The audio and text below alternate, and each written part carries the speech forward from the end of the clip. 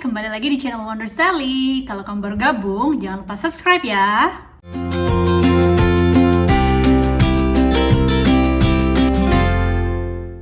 Oke, setelah sekian lama, kira-kira beberapa bulan saya nggak ngepost video, akhirnya saya punya waktu lagi untuk ngepost video. Dan buat kamu yang baru gabung, perkenalkan nama saya Reni. Saya sekarang tinggal di Melbourne, Australia.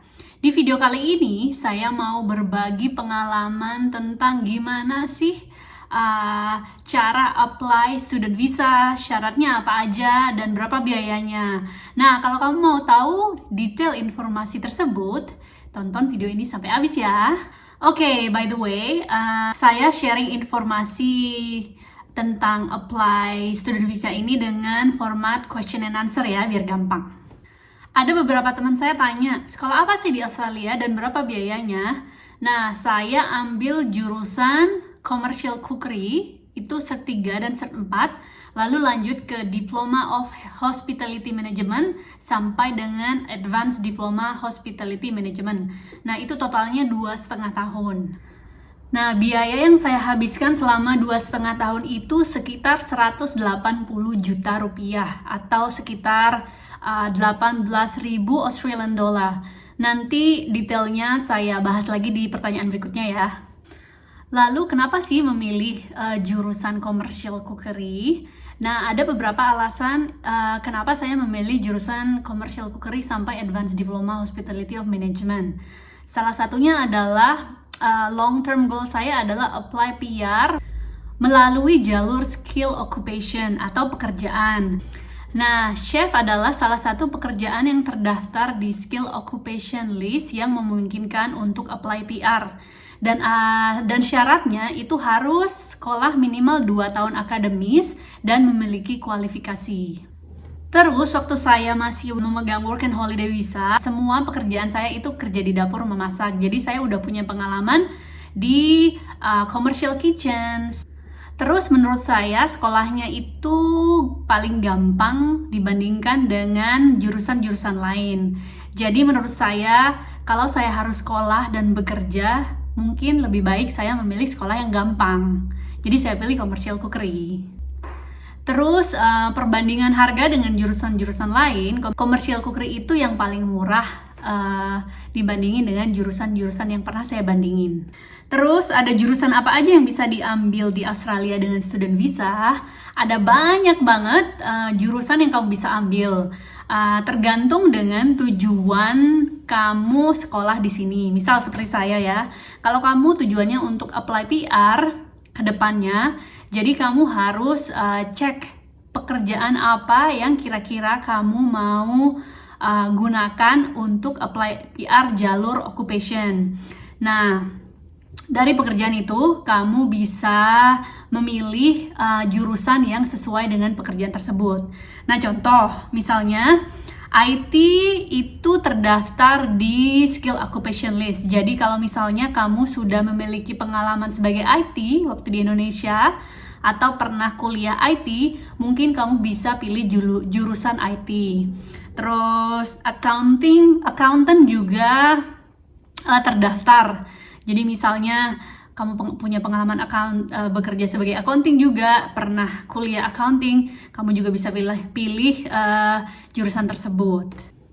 Tapi kalau kamu mau sekolah yang benar-benar mau belajar dan pengen memakai ilmu yang pernah kamu pelajari di sini untuk pas balik ke Indonesia, jadi kamu mending pilih jurusan-jurusan yang sesuai dengan interest kamu. Terus apply sendiri apa pakai agent? Nah, saya pakai agent karena itu agent udah tahu details tentang syarat-syarat dan dokumen apa aja yang harus disediakan untuk apply student visa. Terus agent bekerja sama dengan college atau university di Australia. Jadi mereka bisa rekomen kamu ke sekolah-sekolah yang sesuai dengan jurusan yang kamu pilih atau harga yang sesuai dengan budget kamu. Dan juga mereka bisa rekomen kamu ke sekolah-sekolah according to your need. Contoh, waktu itu saya kerja Senin sampai Jumat dan saya mau sekolah hanya Sabtu dan Minggu.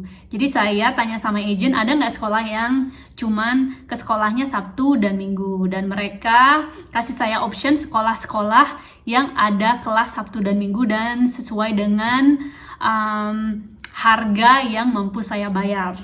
Terus yang paling penting adalah pakai agent itu gratis, jadi why not? Karena kalau kamu nggak pakai agent, kamu harus research informasi sendiri, kamu harus ke sekolah itu sendiri untuk tanya-tanya informasi, dan saya pikir harga tuition fee kalau pakai agent itu lebih murah daripada kamu apply sendiri.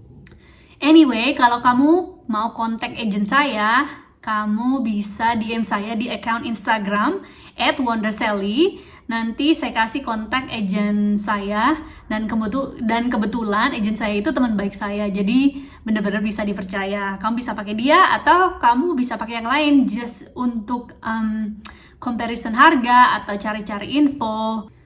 Lalu syarat-syarat dan dokumen apa aja sih yang harus dipersiapkan untuk apply student visa?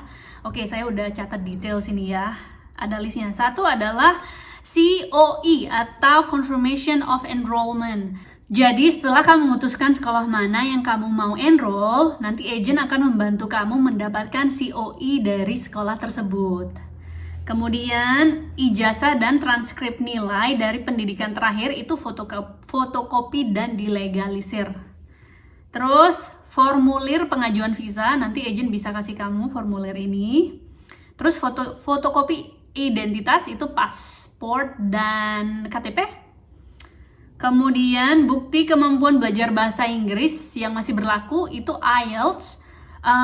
Tapi ini tergantung dengan sekolahnya ya. Waktu itu saya nggak perlu IELTS karena saya pernah sekolah di Amerika. Jadi yang saya butuhkan hanya melampirkan transkrip nilai sama sertifikat sekolah saya waktu di Amerika. Nah, ada sekolah yang mengadakan tes bahasa Inggris sendiri, jadi nggak perlu IELTS. Ada juga yang perlu IELTS, so tergantung sekolahnya.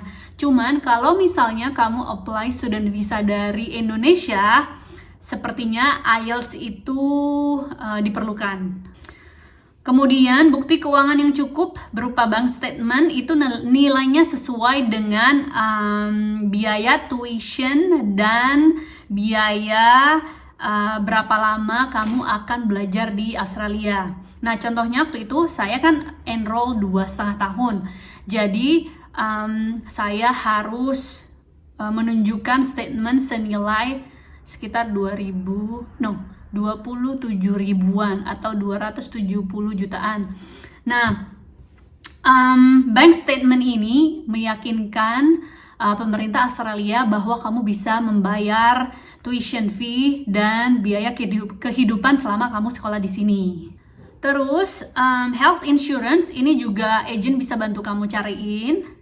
Kemudian SOP atau statement of purpose itu kamu harus menulis sebanyak 1 halaman, kayak apa ya? Kenapa sih kamu pilih sekolah di Australia? Terus kenapa kamu pilih jurusan yang kamu pilih? Jadi ini juga meyakinkan pemerintah Australia bahwa kamu kesini murni untuk belajar. Waktu itu saya juga harus lampirkan surat referensi dari perusahaan yang saya kerja sebelum datang ke sini. Terus detail biaya apa aja yang termasuk di 18 ribuan itu. So, oke. Biaya itu untuk saya ya. Biaya tuition itu selama 2,5 tahun 15.000 atau 150 juta. Harga visa application $620. Asuransi kesehatan selama 2,5 tahun itu 1.300. Health check-up $350. Oke, saya nggak perlu IELTS, tapi kalau kamu perlu IELTS itu sekitar $300. Terus uniform, karena saya memilih commercial cookery, jadi saya harus beli chef jacket uniform untuk memasak, ada pisau dan peralatan untuk memasak, itu seharga $450. Jadi totalnya sekitar 18 ribuan dolar atau 180 jutaan. Terus apakah total biaya itu harus disediakan di awal? No. Biaya awal adalah waktu itu saya harus bayar first enrollment fee $1.000 atau 10 juta. Kemudian visa $620, health checkup $350, asuransi $1.300. Kalau perlu IELTS, which is $300. Jadi awal kamu harus menyediakan sekitar $3.600, sekitar 30-40 jutaan. Nah, terus sisanya seragam saya belinya waktu itu pas awal sekolah. Kemudian uang sekolahnya bisa dicicil. Kamu bisa pilih either bulanan atau setiap 3 bulan. Terus biaya hidup di sana berapa selama sekolah? Nah, saya sempat bikin YouTube video itu tentang biaya hidup di Australia. Nanti di akhir video ini saya cantumin link atau kamu bisa lihat link di kolom deskripsi di bawah ini. Di bawah ini tentang berapa biaya hidup di Australia. Itu sekitar, kalau nggak salah, sekitar 12 jutaan per bulan, tapi tergantung ya seberapa mewah dan seberapa hemat gaya hidup kamu. Oh ya, terus dengan student visa kita bisa bekerja nggak? Yes, kamu bisa bekerja. Nah, pemegang student visa hanya boleh bekerja 20 jam per minggu atau 40 jam per 2 minggu. Itu legally ya. Cuman ada banyak orang yang saya tahu mereka bekerja lebih dari 20 jam seminggu. Nah, ini tidak direkomen karena kalau misalnya ketahuan itu akan berpengaruh dengan visa kamu ya. Jadi saya nggak rekomendasi. But if you want it, then you can do it. Nah, kalau kamu bisa dapetin work and holiday visa sebelum kamu belajar di sini, itu lebih baik dan lebih gampang. Karena dengan work and holiday visa, kamu bisa kerja di sini sebanyak mungkin, sekuat mungkin, gak ada batasan. Cuman kamu hanya boleh bekerja di satu tempat kerja maksimal 6 bulan. Jadi waktu itu saya pas pegang work and holiday visa, saya bekerja di beberapa tempat dan bekerja terus sekuat tenaga. Pernah saya kerja 32 hari tanpa istirahat. Setiap hari saya kerja untuk menabung biar saya bisa bayar biaya sekolah. Nah, kalau kamu pengen tahu gimana cara dan syarat-syarat untuk apply work and holiday visa, saya cantumin link di bawah kolom deskripsi ya. Kamu bisa lihat video saya detail tentang gimana cara apply work and holiday visa. Oke, terus berapa lama sih kira-kira student visa bisa granted dari pertama apply? Itu tergantung case by case. Setiap orang, setiap kasus berbeda. Waktu itu saya harus nunggu selama 3 bulan. Cuman ada yang bisa granted 1 bulan, ada yang sampai 6 bulan masih nunggu. So, saya nggak bisa jawab tepatnya berapa lama bisa dapat student visa.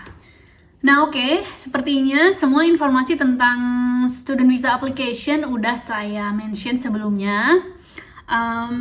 Kalau ada yang masih belum jelas atau kalau ada masih kalau masih ada pertanyaan, kamu bisa tinggalin komen atau kamu bisa DM saya di account Instagram Wonder Sally.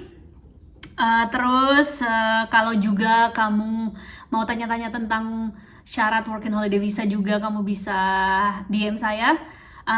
Anyway, terima kasih udah nonton video ini sampai habis. Semoga video ini berguna buat kamu yang mau datang ke sini dalam rangka untuk belajar, atau yang work and holiday visanya udah mau habis, yang mau apply student visa setelah itu. Semoga video ini berguna buat kamu. Oke, thank you for watching dan thanks for subscribing. Dan yang belum subscribe, jangan lupa subscribe dan hit the bell button below biar saya makin semangat untuk membuat video informatif seperti ini dan kamu bisa dapat notifikasi yang pertama bisa nonton my next video. So again, thank you dan see you on the next video. Dah.